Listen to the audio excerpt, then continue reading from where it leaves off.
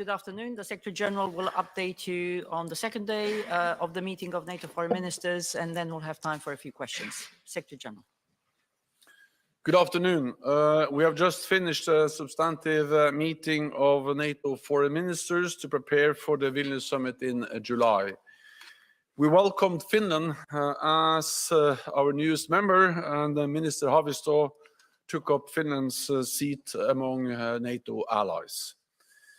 Allies also agree that Sweden should become an ally as quickly as possible. We addressed many important topics over the past 2 years, including how to strengthen our political and practical support for Ukraine. We met yesterday in the NATO-Ukraine Commission with Foreign Minister Kuleba. We agree that our continued military support for Ukraine is essential. I welcome the new commitments made by allies, and I expect more. We also addressed our longer-term support. We do not know when this war will end, but when it does, we must ensure that President Putin cannot continue to chip away at European security. So we must enable Ukraine to deter and defend against future aggression. This includes strengthening Ukraine's armed forces and arrangements for Ukraine's security. We agreed to start work on developing a strategic multi-year assistance program for Ukraine, a clear demonstration that our support will continue for the long haul, to increase Ukraine's interoperability with NATO and to bring it up to NATO standards. This will assist Ukraine on its path to Europe.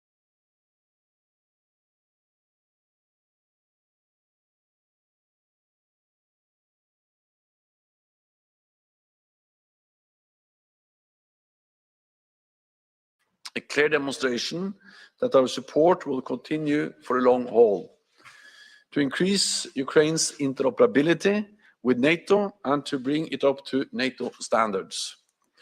This will assist Ukraine on its path to Euro-Atlantic integration, because Ukraine's future is in the Euro-Atlantic family. NATO allies are committed to giving Ukraine what it needs to prevail as a sovereign, independent nation in Europe, and to achieve a just and durable peace.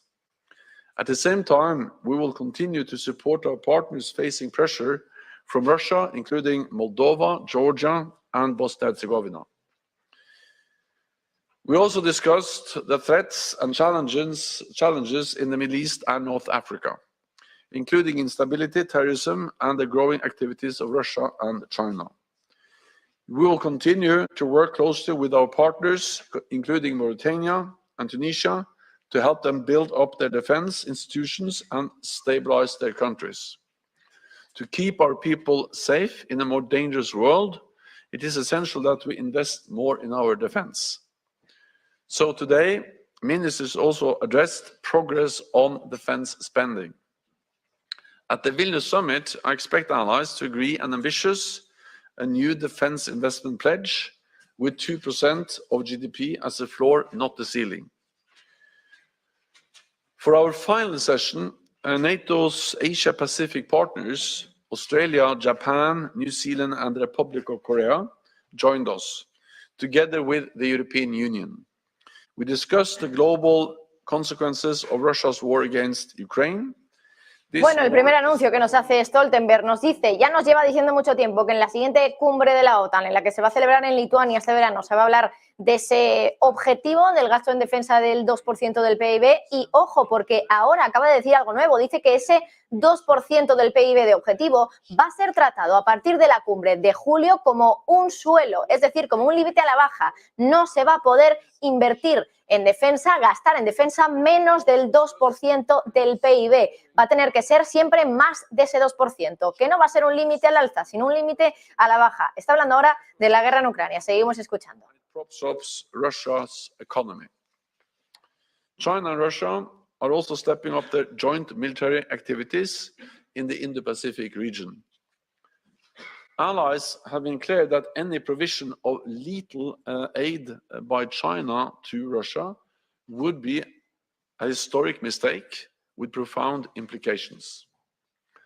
At a time when Beijing and Moscow are pushing back against the rules-based international order, it is even more important that we continue to stand together as NATO allies and with like-minded partners.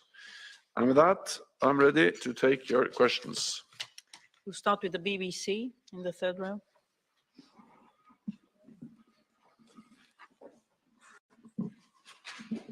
Thank you very much, Secretary General. Can I ask you, you said that you're talking about a new ambitious spending target of 2%, but 2% is already the spending target of NATO. Is there any way at Vilnius you will actually, and you've said before that it's a floor, not a ceiling. So I'm not confident that is a new spending target. If you can explain to me why it is a new spending target, wouldn't it be more honest to say, a new figure is a new spending target, like say 2.5%? Do you think there's a possibility that might happen? And then you clearly issued a warning to China about providing lethal aid to Russia. Is there any evidence among allies that China is doing that? Thank you very much. First on 2%, you're right that when NATO leaders met in 2014 in the United Kingdom in Wales, we agreed a defense investment pledge where we also used 2% as GDP as the guideline.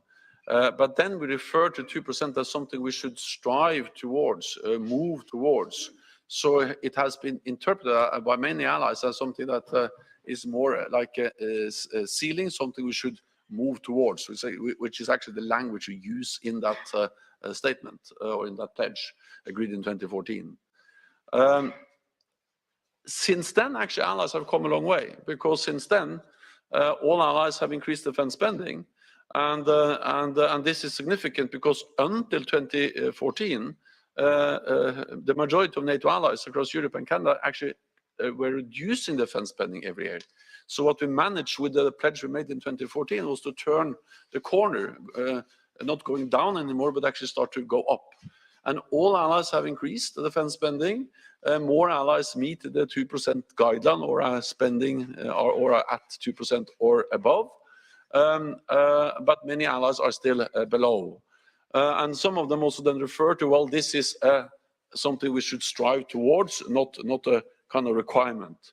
So that's what I'm mean. That's my message when I speak about the stronger commitment, is to have much stronger language, that this is not some kind of ambitious goal in the distant future that we should strive towards. It is something that we should be strongly committed to, and as a 2% as a minimum, not as a ceiling. So I actually think it will make a difference if not only I say that 2% should be a minimum, but that all allies agree that 2% should be a minimum floor. The most important thing is, of course, what allies do, and I'm quite encouraged because I also now see that several of those allies who have been not able to reach 2%, like Germany. Bueno, preguntas ya para Stoltenberg. La primera pregunta ha sido sobre eso último que les contábamos, ese 2% que ahora va a ser un suelo, es decir, va a ser un mínimo concretamente. Bueno, pues le ha preguntado realmente el periodista qué es lo que hay de nuevo, porque esto ya lo ha sugerido en varias ocasiones, y dice que, claro, es verdad que todavía hay muchos aliados que están por debajo de ese nivel del 2%, y dice que hay que usar un lenguaje más agresivo, más duro a la hora de establecer ese compromiso para que todos los aliados puedan establecer ese gasto en defensa del 2% del PIB. Dice que no es un objetivo ambicioso y que va a haber una diferencia, desde luego, en el caso de que ya no sea un objetivo que todo el mundo tiene en la cabeza, pero que no se ha acordado por todos los miembros de la alianza. Dice que por eso se va a tratar en la cumbre y se va a tratar también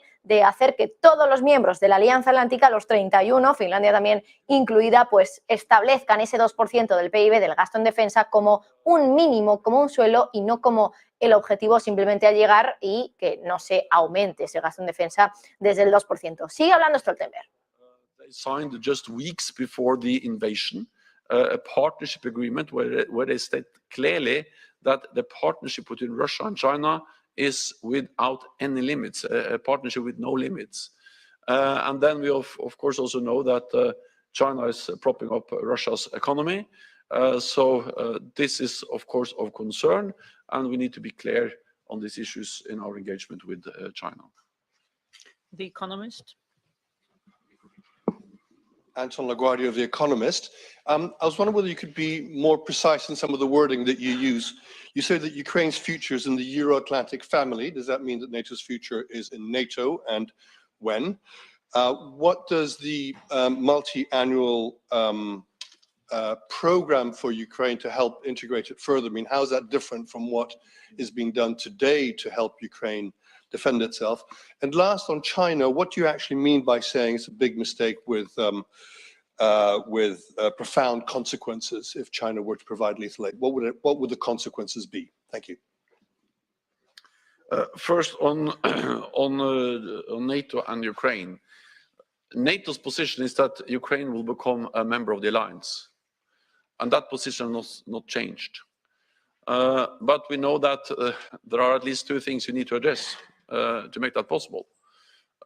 One is that we need to ensure that Ukraine prevails as a sovereign independent nation. Of course, any meaningful discussion about Ukraine as a member of the alliance has to be based on that Ukraine is a democratic, independent nation in Europe. And that's exactly what is now challenged or threatened by the brutal Russian invasion. So the first step, the basic requirement, is to provide military support to Ukraine, so President Putin doesn't win his war of aggression. The second thing we need to address is that when this war ends and Ukraine prevails, then of course we need to ensure that we have the highest level of interoperability, that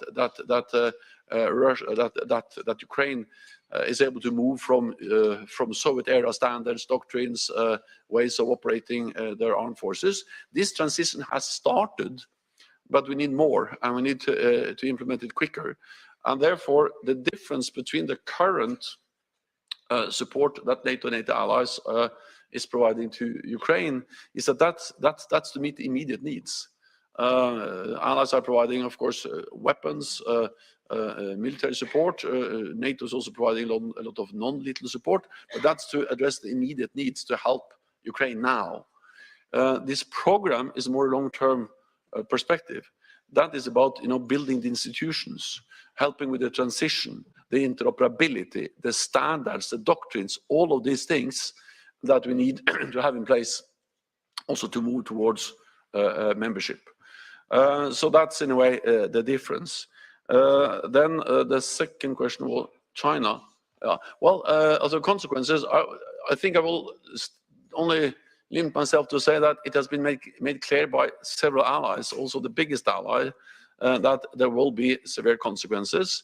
And I think there's no reason to go into details, but China knows that there will be severe consequences if they start to provide lethal aid to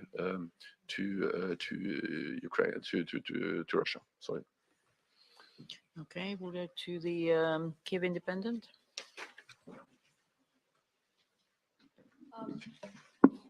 Bueno, pues sigue Stoltenberg con esa ronda de preguntas. De momento, nada nuevo en las declaraciones de Stoltenberg. Sigue avisando a China de que tendría muchas consecuencias y muy graves el hecho de suministrar armas a Ucrania. Está hablando también, pues bueno, de otras cuestiones como es, bueno, pues el hecho de mandar ayuda a Ucrania, que hay que seguir mandando más ayudas, que la transición ha empezado, que cuando acabe la guerra hay que asegurarse de que hay un buen nivel de interoperabilidad, dice el secretario general de la OTAN, entre los países de la alianza. Y bueno, con esto ya nosotros terminamos esa cobertura de la rueda de prensa de Stoltenberg. Pueden seguir escuchándola, si así lo desean, en el directo en paralelo que tenemos en nuestro canal de YouTube para seguir escuchando qué es lo que dice el secretario general de la OTAN, aunque ya les avanzo de momento que no tenemos grandes anuncios ni novedades respecto a las preguntas que le están haciendo los periodistas. Y bueno, mientras tanto nosotros seguimos pendientes de otros asuntos que tienen que ver con la crisis bancaria, porque el jefe del fondo de pensiones sueco ha intentado aplacar las críticas por perder 2.000 millones por enfocarse en los bancos fallidos. Ha sido el director ejecutivo de Alecta, de este fondo de pensiones, que ha asegurado a los clientes que la empresa es sólida desde el punto de vista financiero, pese a una estrategia de inversión fallida en Estados Unidos que acabó con casi 2.000 millones de ahorros para la jubilación de los suecos. Sergio Fernández.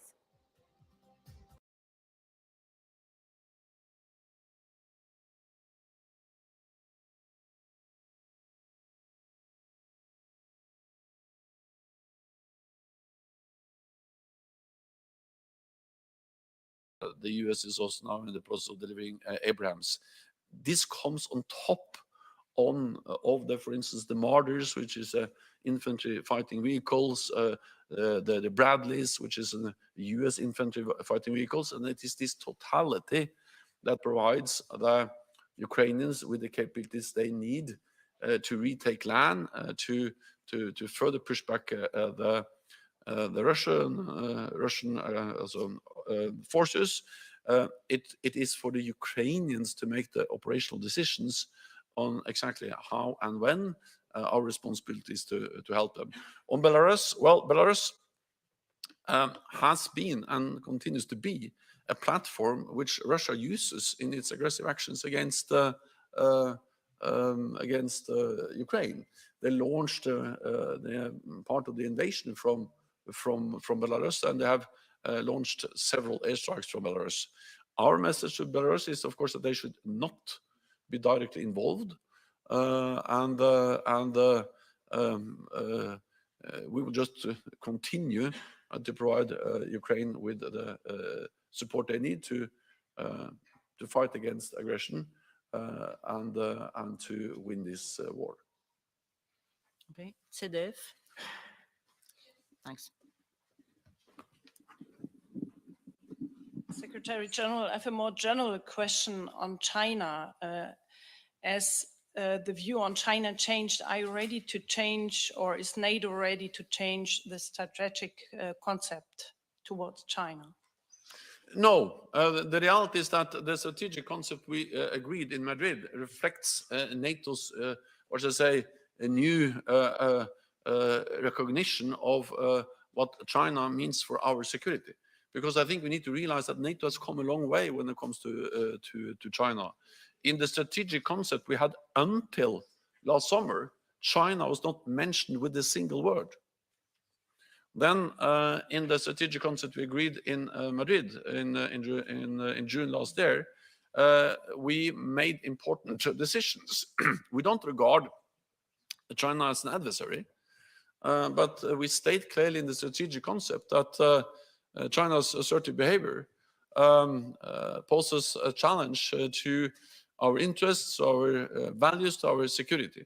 And this is reflected in the fact that China is investing heavily in new modern capabilities, including long-range nuclear missiles. They are cracking down on democratic rights in their own country, in Hong Kong, prosecuting minorities, using social media, the internet to have surveillance of the population in a way we haven't seen at that scale anytime before. The assertive behavior in the South China Sea is a challenge for the countries in the region, but also a challenge to international trade. The threats against Taiwan, and then, of course, the fact that China is coming closer to us. We see them in cyberspace. We see them trying to control critical infrastructure, and all of this. And also then, of course, that they are now working more and more closely with Russia. We see Russian-Chinese joint naval patrols, air patrols. We saw a big military exercise outside the coast of Africa. And all of this together has actually made it necessary for us to update and to develop our policies on China. That is reflected in the new strategic concept. It is also reflected in the fact that we are now significantly strengthening our partnership with our Indo-Pacific partners, with Australia, with New Zealand, Japan, South Korea. They participated in the meeting today.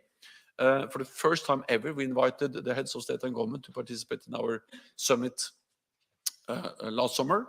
And I invited the heads of state and government from Japan, New Zealand, South Korea, and Australia, also to attend our summit next summer, or this summer also in Vilnius. So put together, this is a huge effort. And let me just add, what we do on resilience, on technology, is also a way to respond to the challenges that China poses to our security. Okay, Jon Happ. Lady here. Yeah. No, thanks. Binna Chung from Yonhap News Agency, South Korea. Secretary General, you have urged Korea to increase its military support to Ukraine when you visited Korea last January, and saying that some countries have changed their policy to send weapons directly to Ukraine after the war. And did you raise this among today's discussion as well? And I would like, what was Korea's response if you had? And regarding, if I may ask another one, regarding the NATO's non-lethal assistance package, which Japan has recently pledged, did the Vice Minister of Korea express his intention for a contribution as well today? Thanks. First of all, I think it's for Korea to provide exact answers on their positions and what they do. What I can say is that it was a big issue when I visited Korea in January, and I've also raised it again. And I welcome the fact that South Korea has made it clear that they are ramping up production. And we need to understand that it helps that South Korea is ramping up production and delivering also to NATO allies, because then we can replenish our own stocks. And South Korea is a big producer of ammunition. And the fact that they are now delivering more and producing more to replenish the stocks of NATO allies enable us to continue to deliver to Ukraine. So I will, I will not go into the issue of exactly how or to whom South Korea should deliver. My main message is that by providing more aid to, or not aid, but also supplies of ammunition to NATO allies, they enable us to continue to support Ukraine, and I welcome the announcements made from South Korea on that. Okay, Rai. Thank you. My question is about migrants. Did you talk with Italian Foreign Minister Tajani about this problem? What can NATO do in that part of the Mediterranean? Thank you so much. Well, in the meeting we had today, the issue of migration was part of the discussion, especially when we addressed the challenges emanating from the Middle East and North Africa. And of course, what NATO does, and this is also something I've discussed with the Italian Foreign Minister, with the Italian Prime Minister several times, is that we are helping to support the efforts of individual allies, but also of the European Union. We have a NATO naval presence in the Aegean Sea to help to implement the agreement between Turkey and the EU on illegal migration. We are working with partners in the Middle East and North Africa. We have our presence, our training mission in Iraq to try to address the root causes. A stable Iraq, a stable Middle East is of course important also to address the root causes of the migrant challenges that Europe is facing. And we are also stepping up our cooperation and support to countries like Tunisia and Mauritania. And then, of course, we are exchanging information. We are helping each other as NATO allies. But the migrant and refugee issue is, of course, something that has to be addressed with many different tools. Many of them are outside the NATO mandate, but some of them are, and we are working with countries, Iraq, Mauritania, and others, to help to address the root causes. Okay, Bloomberg. Natalia Drozdiak from Bloomberg. Thank you for the question. I'm wondering whether NATO still believes that China holds sway over Russia with regards to the war in Ukraine, especially after Russia announced plans to station nuclear weapons in Belarus days after it had signed a declaration with China saying countries shouldn't station weapons abroad. Thank you. So what we know is that Russia is more and more dependent on China. Trade with China has become even more important for Russia. not least because of the economic sanctions and the consequences of the war in Ukraine. I also believe that the announcement that they will deploy tactical weapons, nuclear weapons, to Belarus just after they signed an agreement stating the opposite, just shows that these are empty promises. What we need to watch closely is actually what Russia is doing, and that's exactly what NATO allies are monitoring closely.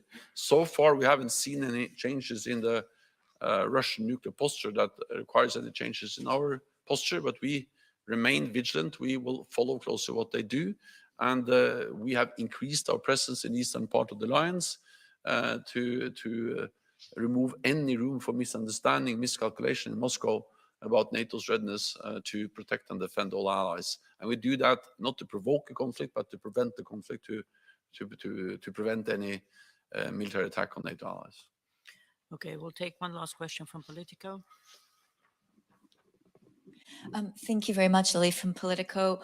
Secretary General, did ministers discuss the arrest and continued detention of Wall Street Journal reporter Evan Gershkovich? And did they discuss any concrete steps or actions that they can take to help secure his immediate release? Thank you.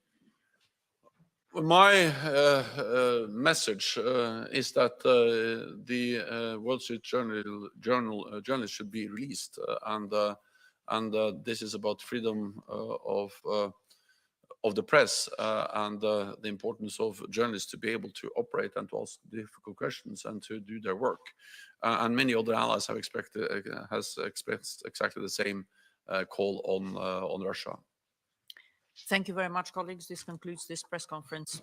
Thank you. Thank you.